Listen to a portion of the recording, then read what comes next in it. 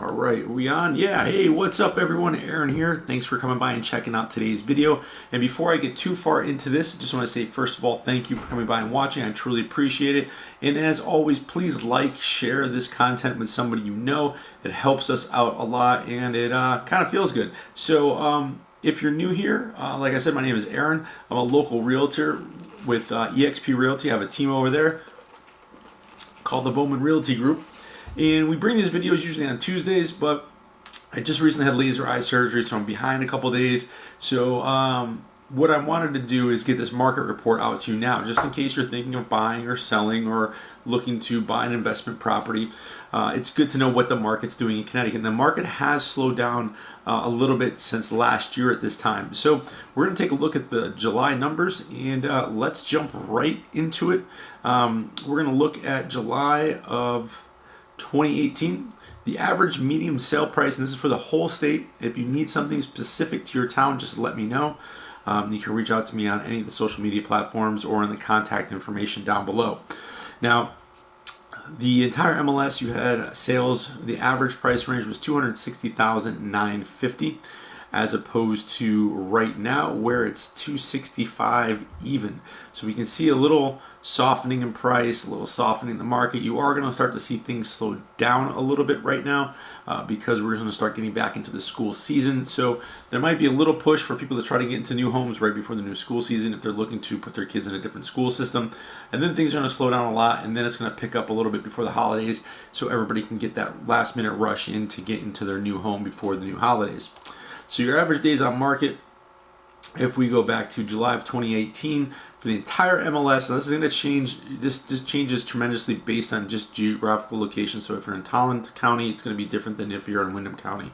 If you're in Hartford County, it's going to be different than if you're in New London. So just keep in mind, this is a whole for the whole state. We're looking at 25 days on market back in July of 2018, and right now we are at 44 days on market. And what that means is that is from the start to finish, and that takes a lot of different things in consideration. One, it takes into consideration the advertising that your agent's using. It takes into consideration that the condition of your house, and the biggest one is price point. If you're overpriced in today's market, your house is just going to sit there. I'm still dealing with a lot of clients that have bought in 06, 07, 08, lost money on the property because they bought it right before the market crashed or as the market was crashing, and the value still hasn't gotten back there. I don't know if it ever will, but you have to keep it in consideration that when you're putting your house in the market, if you are thinking of selling right now, that just because you bought it back in 07 or 08 for, let's say, $250,000 doesn't mean it's worth $260 now. It might only be worth $235. And that's a problem we're seeing still with some of the clients that we're working with. So just keep in mind, those are the things, like I've said in all my other videos, when it comes to selling your home and days on market, you don't want to give your home away, but if you list at the top of the market or above, you're only going to see a small percentage of buyers come through. If you're in the medium price range, or I shouldn't say that, if you are priced appropriately for your area and the condition of your house and the value that's there, you're going to see 50 to 60, let's say 40 to 50% of the buyers. And then if you're below that, you're going to see the majority of buyers at like 60%.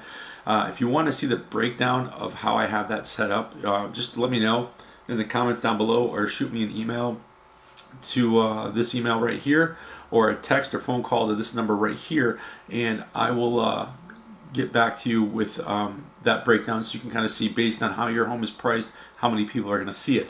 So just keep that in mind. Now, closed sales in July of 2018, there were 4,672 closed sales transactions. And currently, as of July of 2019, we've had 4,578. So we can see everything kind of taking a little bit longer. Things, aren't as hot as they are, or as they were last year. So in May, I just looked at May. So in July of 2018, we had a total MLS inventory, and this is how many months it would take if nothing else came on the market, all the homes in Connecticut would be sold. And that was 6.5 months, and currently right now we are at 5.9. So there is a pretty good a pretty good change in the market. I guess it's probably the best way to put it. I don't want to say the market's completely soft, but it's not as hot as it was last year, and I think a lot of homeowners are seeing that. With just putting the house in the MLS and hopefully getting it sold, that's not going to get it done. Oh, before I go too much further, if you would please if you're watching this on Facebook, like and subscribe to our Facebook business page. If you're on YouTube, like and subscribe. Hit the little bell button. I don't know which side it's on. I can never remember, but it'll get you notified of when we have these videos. If you're on LinkedIn, please follow us and share it with somebody you know. We really would appreciate it. The more shares we like, the more this video gets seen, and it just makes us want to do it more and more because it feels good. So let's talk about what kind of financing has been out there. So coming in, it's still been the big one. It's been the big one for the last year or so. Conventional fixed at, I think I did this for last month. Yeah, it was about 600 units, followed up by FHA, then by cash, which is unusual. And then there's a few other ones, VA, private loans, and stuff like that. So right now, if you are selling and you're selling conventionally, that's a little bit easier than doing FHA or VA, because FHA and VA have very similar guidelines, and they can be very strict on their guidelines when it comes to selling the house, like no chip paint, no siding, working windows, anything over 3 steps has to have a railing, that sort of thing. So that's kind of it for the market report. I'm just trying to take a look here and see what else I can find. Like I said, in the numbers, if you want a percentage-wise, we're down about 2.4% in the market from last year. Let's see, closed sales were down about 2.1% for that also.